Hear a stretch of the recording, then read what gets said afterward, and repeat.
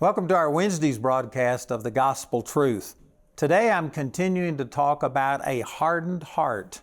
That's kind of a negative title, but it's a positive message. It's talking about we've got to analyze and understand that it's our hard heart that hinders God. It's not His heart that's hardened towards us. It's our heart that becomes hardened towards Him.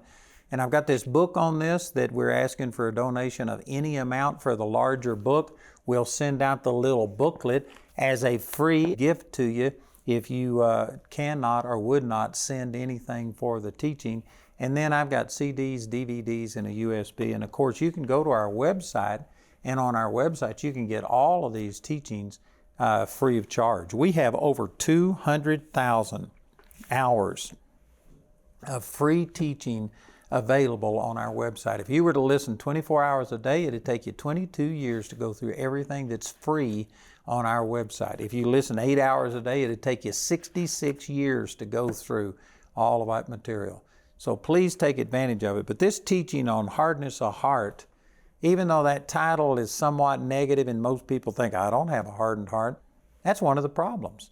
And I was sharing the first 2 days of this week out of Mark chapter 6 about where Jesus told His disciples when they saw Him walking on the water, and then He came into the boat, and the disciples were translated to the other side of the lake just instantly, and they were sore amazed in themselves beyond measure and wondered. He basically rebuked them because they had a hardened heart. If their heart had not been hardened towards God, they would have expected to see Him walking on the water. He's the one that constrained them to get into the boat and go to the other side. There was resistance on their part. They could see that a storm was coming. They knew it wasn't smart to go out on the lake in conditions like that, and yet they were committed enough to God that they went against their natural senses and they went out there. But when they got into the storm, it's just like they forgot everything. They forgot that Jesus was the one that constrained them to do this. He was responsible for them. He was in the same storm that they were in, so it's not like He was in a house someplace outside of the storm and wasn't aware of what was going on. So He was responsible. He was aware of their situation. If they would have been spiritual, they would have expected Jesus to come walking on the water. Even though that's totally abnormal and outside of natural things, they would have been expecting it if their heart would have been sensitive to God. But their heart was just totally focused on the natural, and they were doing everything in the natural that they could do. And you know, there's a balance here.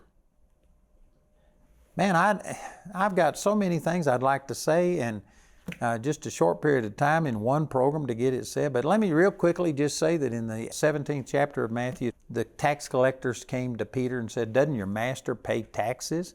And he says, of course he does. And so when he came to Jesus, before he could even tell Jesus what happened, Jesus prevented him, and he says, go to the sea and cast in a hook and take up the first fish that you find, and in his mouth you'll find a coin that will pay the taxes for you and for me. So that was totally miraculous. But it's an illustration that you have to have the miraculous and the natural. Did you know God didn't create the money?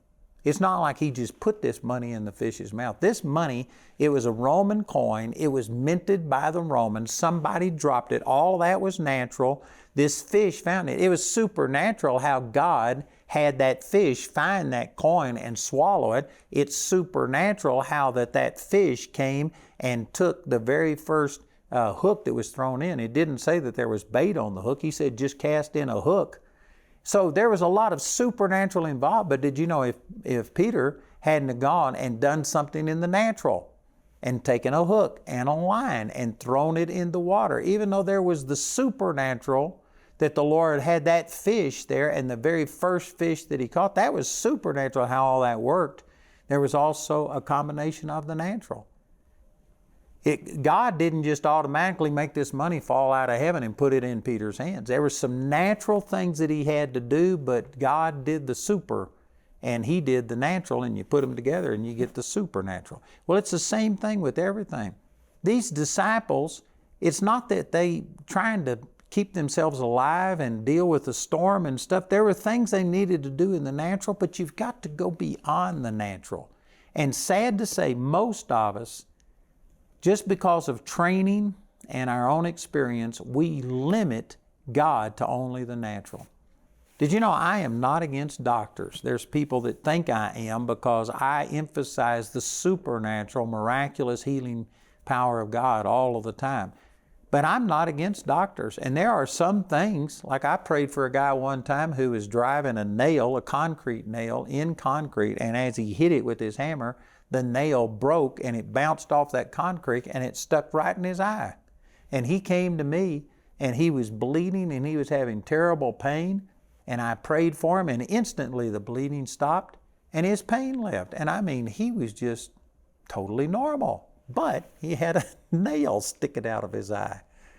And I said, I believe that God has healed you, but we got to get that nail out of your eye. Do you want me to pull it out, or would you rather go to a doctor and let somebody who knows what they're doing pull it out? And he said, I think I'll go to a doctor.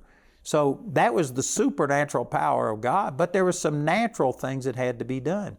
I am not against doctors and just the natural way of trying to deal with things. But what I am against is people that can't go beyond the natural. And I mean, if something happens, the first thing they do is go straight to a doctor. And they will not believe God unless it's something that the doctors just say that there's no hope. They totally give up. And it's like they've never exercised their muscles. They've never believed God before, and so they wait until something goes beyond the natural realm, and then they're going to start trying to believe God. If you don't believe God over your toothache, over your cold, over a little pain, and if you don't start exercising yourself with these relatively small things, it's like lifting weights. If you can't lift 5 pounds, you can't lift 100 pounds. If you don't exercise and begin to start seeing supernatural deliverance from toothaches and things like that, well then when you come to something that's beyond the ability of man and they say it's cancer and it's stage 5 cancer and you're done for, well then you are going to just be too little too late. Anyway, I believe that there is a combination of the natural and the supernatural, but there are many people that they just cannot believe anything is going to happen beyond natural means. You know, if they prayed for somebody who had cancer, and if they go to the doctor, and if they get surgery, and if they get radiation and chemo and stuff, and they get over it that way, man, they're fine with that. But you tell them that I'm just believing God and operating in the miraculous, and they can't handle it. We actually had one of our executive assistants that had stage 4 cancer, and she went to the doctor, and the doctor diagnosed it, but rather than go through the treatment, she had seen how bad those are. She just decided to believe God. And some of my senior leadership got on her case and condemned her. You are not using wisdom. You need to take advantage of everything that the doctors can do. And they actually came to me and said, you need to talk to her. So I went and talked to her. And she says, look, I'm not against those things, but God told me not to do it. So what was I going to do? Tell her, well, don't obey God. You just go to the doctors. No, I supported her. And I said, look, if that's where your faith is, I'll agree with you. And some of my leadership, I mean my CEO at the time, he just freaked out. And he said, she's going to die. But you know what? Within, I don't know, maybe 6 months or a year maximum, she was right as rain, totally healed and over it without any of the medical treatments. And she would go to the doctors every once in a while to let them check her and see what her cell counts were and stuff. It's not like she ignored the problem, but she just decided to believe God. Now there's people watching this program that you would never do something like that. And I'm saying this in love, but it's because you are hardened towards the supernatural. You only can believe for things to come through natural, normal means. And that's a hardened heart. So it's not only people that are in rebellion. You know, one of the classic examples of a hardened heart is Pharaoh. And I forget, if you were to get my living commentary, I've got this all, I figured it out, but I just don't remember the exact figures, but it's somewhere around 13 or 15 times in the book of Exodus, the scripture talks about about Pharaoh having a hardened heart. And I think that there's 12 of them or something like that, all but just 2 or 3 of them where it says that God hardened Pharaoh's heart. Now, God is not unjust to harden our heart. He wouldn't just make a person hard-hearted to where they can't perceive spiritual truth and they're limited to things. He wouldn't do that without them already have made a decision. Pharaoh had proclaimed himself as God, and I can guarantee you that the Spirit of God had borne witness and told him he's not God. At one time he knew this wasn't true, but he just hardened himself because of the advantage of it and stuff like this, and he rejected the conviction of God. And so God was not unjust to just take his decision where he rejected God and just hold him to it. And so Pharaoh hardened his heart first, but then God just amplified on it. And you can read in all of these plagues in the book of Exodus, like for instance, this plague of the frogs. This is in Exodus chapter 8, and in verse 1 it says, "And the Lord spake unto Moses, Go to Pharaoh, and say unto him, Thus saith the Lord, Let my people go, that they may serve me. And if thou refuse to let them go, behold, I will smite all thy borders with frogs, and the rivers shall bring forth frogs abundantly, which shall go up and come into thine house and into thy bedchamber, and upon thy bed, and into the house of thy servants, and upon thy people, and into thy ovens, and into thy kneading troughs. And the frogs shall come up both on thee, and upon thy people, and upon thy servants. And the Lord spake unto Moses, Say unto Aaron, Stretch forth thy hand with thy rod over the streams, over the rivers, over the ponds, and cause frogs to come up upon the land of Egypt. And Aaron stretched out his hand over the waters of Egypt, and the frogs came up and covered the land of Egypt." Boy, get a picture of this. I mean, frogs were in their food. It says they were in their kneading troughs, in their bed chambers. They wore sandals. They didn't have boots like I do. So man, when they walked, they were squashing frogs between their toes. This was a terrible plague. And it says in verse 8, it says, "Then Pharaoh called for Moses and Aaron and said, Entreat the Lord that he may take away the frogs from me and from my people, and I will let the people go, that they may do sacrifice unto the Lord. And Moses said unto Pharaoh, Glory over me.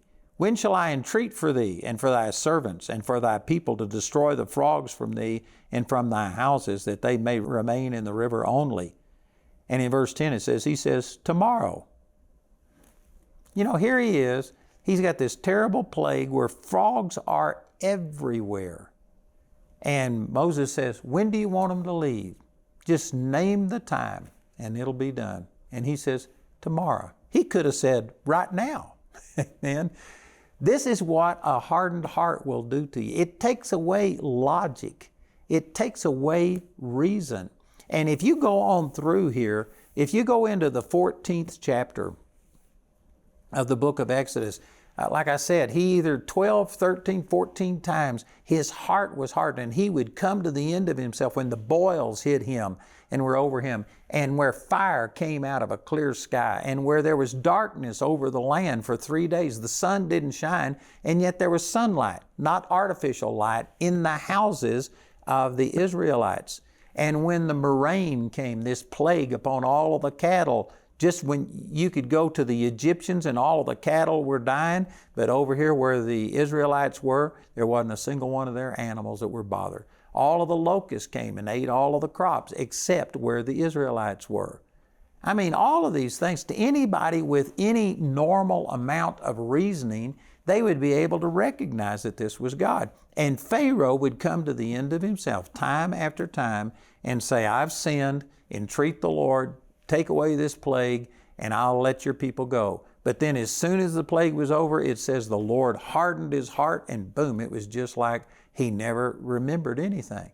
A hardened heart takes away your ability to understand and to reason. It makes you spiritually retarded. And in the 14th chapter, this is after the Israelites had left the land of Egypt, and the Lord told them to encamp in a place where there was the Red Sea on one side, and then there was mountains on the other side, and so it was like a box canyon. And the Lord told Moses, he says, "I'm going to harden Pharaoh's heart that he will pursue after you. In other words, the nation of Egypt had just been devastated. The mightiest nation on the planet had been overcome by a prophet with a stick in his hand. And they had overcome him, and he said, let the people go. And he even asked Pharaoh, he says, pray for me also. Pharaoh had been totally defeated, and yet when God hardened his heart, it's just like he lost all memory of what happened. He lost all reason, and against all logic, he took all of his armies and pursued after the Israelites. And God told Moses, I'm going to put you in this place, and it will entice Pharaoh to be able to come and fight against you, and I'm going to destroy Pharaoh and all of his host. And so they came down, and they had a pillar of fire that followed them by night and a cloud by day. And as the Egyptians came down, this pillar of fire came, and it blocked the entire valley, so that there was just fire blocking so that the Egyptians couldn't come. And the fire was light to the Israelites all night long as they crossed the Red Sea. This is Exodus chapter 14. And they crossed the Red Sea. The Lord split the Red Sea, and they walked across on dry ground all night long. It took all night to cover that distance. And this cloud of fire gave light to the Israelites, but it was darkness to the Egyptian. There was fire, and yet it wasn't producing light on the Egyptian side. It was producing light on the Israeli side. But this is a great miracle. And then in the morning, after the Israelites had gotten to the other side, it says that the Lord took away the cloud, took away the fire, and he hardened Pharaoh's heart. And with a hardened heart, now think about this. If you had gone through the 10 plagues, if you had had your son killed, the firstborn, and if all of these things had happened, and somehow or another you were dumb enough to go ahead and chase the Israelites, and then this pillar of fire comes, and for 12 hours, this wasn't just some brief emotional thing that just in the moment he had his emotions rise up. I mean, for about 12 hours, they just sat there watching this supernatural fire of God protect their enemies and give light to them and darkness to the Egyptians. If you had seen all of that, it seemed like somebody could have figured out that this isn't working. And yet, when the fire left, they went right into the midst of the sea, and it says that God took off their chariot wheels. And finally, one of those lightning fast minds said, the Lord fights for the Israelites. I think I could have figured that out before that. But see, this is what happens when your heart is hardened. You just can't think straight. And brothers and sisters, let me tell you that there are a lot of people in our world today that we wonder about, how is it that people can't figure out whether they're a male or a female, what restroom to go in today. And they can't figure out that opening up the borders and letting in 10 million illegal aliens, and many of them, like in Venezuela, they emptied all of the murderers and the rapists, and they emptied their jails and sent them into the U.S. People can't figure out that that's going to increase crime. And then they wanted to disband the police. They wanted to defund the police. And because of it, in these blue states, the ones that are run by liberals, they are having increased crime. And people can't figure this out. People can't figure out that it's wrong, that two men can't be a husband and wife, and two women can't be a husband and a wife. They can't have children. And you just look at things that are going on, you wonder, how can people do this? It's because of a hardness of heart. And this is exactly what happened to Moses and Pharaoh. Pharaoh is a classic example that there are like 10, 15 times that it says God hardened his heart, and all of a sudden all reason left him, all logic left him, all common sense, and he just did crazy, stupid things. And so finally God took their chariot wheels off, the water came in upon them and killed all of the Egyptians. And all of that happened because of a hardened heart. I'm going to share some other scriptures with you. I'm running short of time today, but we're going to get into the 8th chapter of the book of Mark. And that's a second instance where the Lord fed another multitude with a very limited amount of food. This time he had 7 loaves and a few fish. Previously, he only had 5 loaves and two fish. Previously, he had 5,000 people. This time he had 4,000 people. So this time he had more food, less people, but nonetheless, it wasn't enough to feed them. And he fed the multitude with 4,000 men, and he had 7 baskets full of food left over that time. And when all of that happened, he came to his disciples and he said, "Beware of the leaven of the Pharisees and of Herod." And they thought when he used the word leaven that he was talking about bread, and they didn't bring any of that bread with them. And so they were thinking that somehow or another it was him commenting on the fact that they should have brought some bread with them. And he turned around and he says, "How is it that you don't understand and you don't perceive?" He says, "Is your heart still hardened?" And he begins to show you that an inability to perceive, an inability to understand is a characteristic of a hardened heart. And he goes on to say, "And do you not remember?" A lack of perceiving, a lack of understanding, a lack of remembering are conditions of a hardened heart. And on our program tomorrow, I'm going to amplify on that and just begin to start describing this. You know, you cannot prescribe a treatment for something until you know what you're dealing with. If you just went to a doctor and if he didn't examine you and find out what was wrong, and he says, "Well, let's give you chemotherapy, let's cut some part of your body off," and yet, you know, you didn't have anything that helped. You have to diagnose what the problem is, and that will prescribe what the treatment is. And so until you understand what a hardened heart is, until you understand why it is that you can't perceive, that you can't understand, that you can't remember, that having eyes you can't see, and having ears you still can't hear the voice of God, until you understand the problem and recognize that the problem is a hardened heart, then you can't solve it until you understand what it is. And so on my program tomorrow, I'm going to get into some of those things.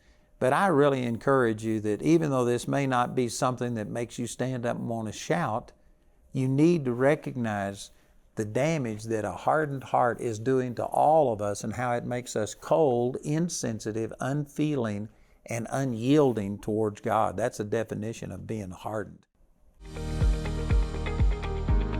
Hello, this is Andrew Wommack, and if you've enjoyed our program there on YouTube, I encourage you to like, share, and subscribe to our YouTube channel. Share this with other people because, man, these truths will set people free. So check it out, like, share, and subscribe to our YouTube channel.